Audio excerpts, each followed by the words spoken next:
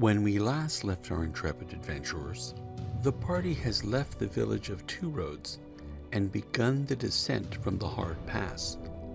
A day out, they hear a rumbling sound behind them, and they see a horse-drawn carriage moving towards them. They stop the coach and ask where it's going. The driver says it travels from Two Roads to Barrelhold. They haggle with the coach crew and eventually end up climbing in for the ride.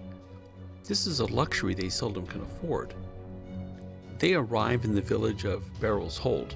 True to its name, there is a small fortification on the edge of the village. The village is much smaller than Two Roads and about the same size as Deborahshold. The wagon master directs the characters to the local inn. It's called the Bell. The party rents a spare room and order a lot of food and drink. They discuss strategy of what they're going to do when they get to Red Jack. Seraph says that he thought they were going to go directly to Kodai as soon as possible. He says he sees no reason to look into what's going on with a man named Alcine. It's really not in their best interest. Caperdane suggests that they lay low in Red Jack and get some good rest. Maybe if there's a coach going, they can take that to Kodai.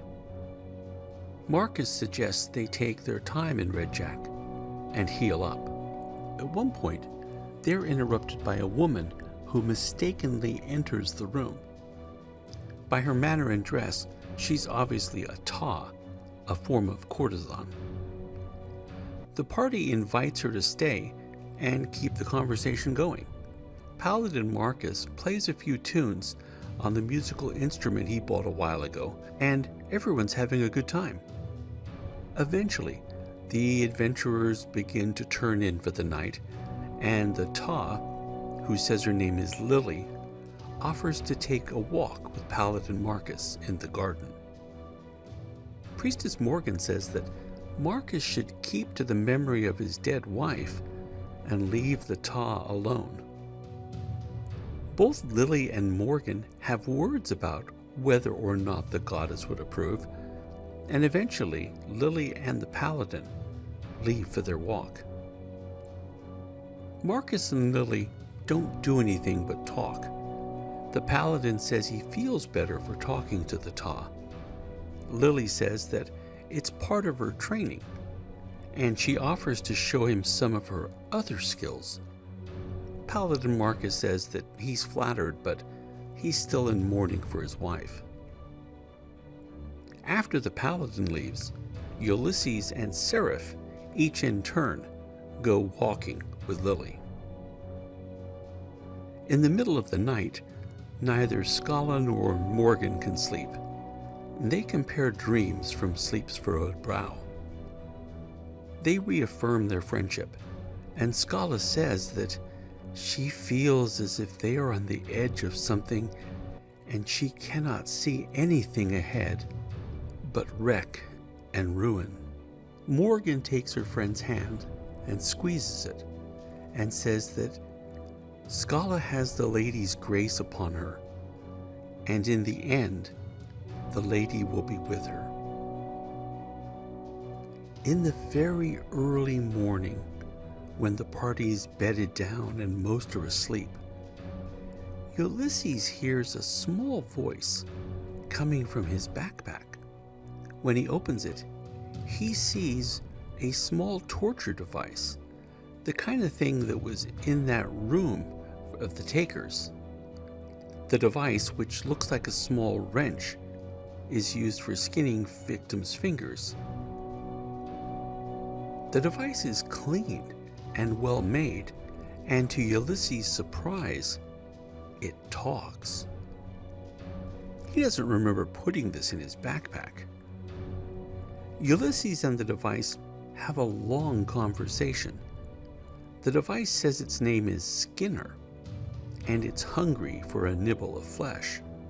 The device has little direct information to impart to Ulysses, except for the fact that it's hungry. The conversation wakes up some of the other party members. They ask Ulysses who he's talking to. The rogue says He's practicing a trick, and he produces the contraption, holds it up, and moves its jaws while speaking in a fake falsetto voice. Most of the other characters feel that maybe Ulysses is under a bit of strain and should be carefully watched. There are no other encounters in the night.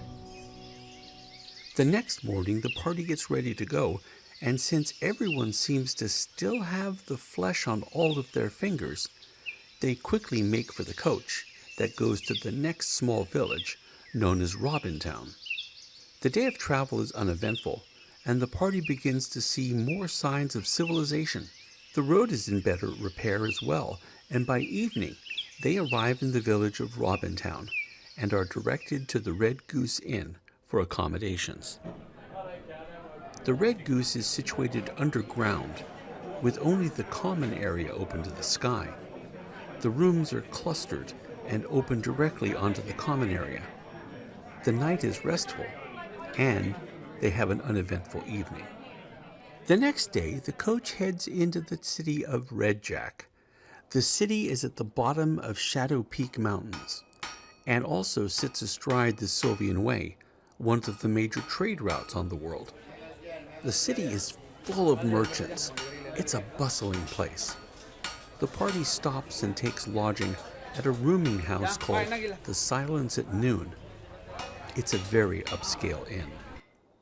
The next day, after a bit of snooping around, they learn that currently the city is occupied by the 10th Northern Deseradan Alt. They've taken over the garrison of the city. Marcus says it looks like around 400 soldiers. Now they know that there are wanted posters up for them, so they decide that maybe they should leave soon. Kebridane and Ulysses go to the keep to ask about Alcine, but they mispronounce his name, and the Altman on duty tells them that they don't have anyone by the name they're asking for, and they should go check with the local authorities. And after offering bribes, they find out that they were mispronouncing Alcine's name, and there indeed is a prisoner by the name of Alcine in the fortress. The rest of the time is spent drinking expensive wines.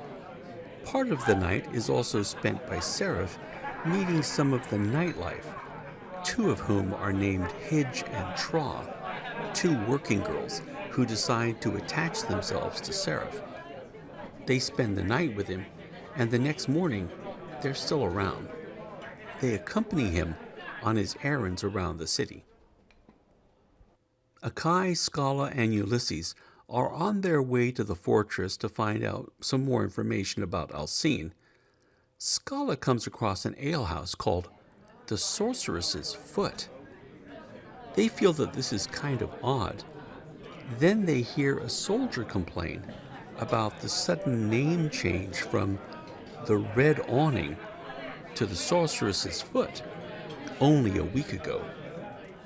Akai explains to Ulysses that a couple of weeks ago, Scala had her foot removed by an evil minion of Destaria's known as Tanda Avan, who's an albino Mantuthian. The characters aren't sure if this has any bearing on their current or past situation, so they figure they'll check it out. They check the bar out, and there doesn't seem to be anything untowards going on in it. Later, Scala and Ulysses are coming back from a buying trip. They notice that they're being followed, so they duck into an alley, and Scala makes them both invisible. So they continue back to the bar. When they return, Seraph is sitting in the bar, enjoying the peace and quiet of not being pestered by his two newly acquired Sadikadishian concubines, Hidge and Traw. Nothing is going on in the bar, except for a couple of sandmen who are desert nomads who are wearing traditional scarves and hoods over their faces. Morgan has just finished up her afternoon prayers, and she comes into the main room, and she's waiting for Scala and Ulysses to return. The two walk through the bar invisibly, and then reappear in a back room. They call for Seraph and Morgan to join them so they can discuss what they've learned. As a whole, the party still isn't interested in rescuing Alcine, so they concentrate on the meaning of the bar's name. Obviously, the only person that would want to taunt them would be Tanda Avan. Scala says that she might be nearby, so she decides to scry for Tanda. The picture she gets from the spell is the inside of the bar that they're currently in. And the picture is specifically of the main room that they just walked through. Scala breaks and runs back into the bar's common room just in time to see the albino woman and another person running from the bar. Apparently, they were disguised as the Sandmen. The party follows in hot pursuit.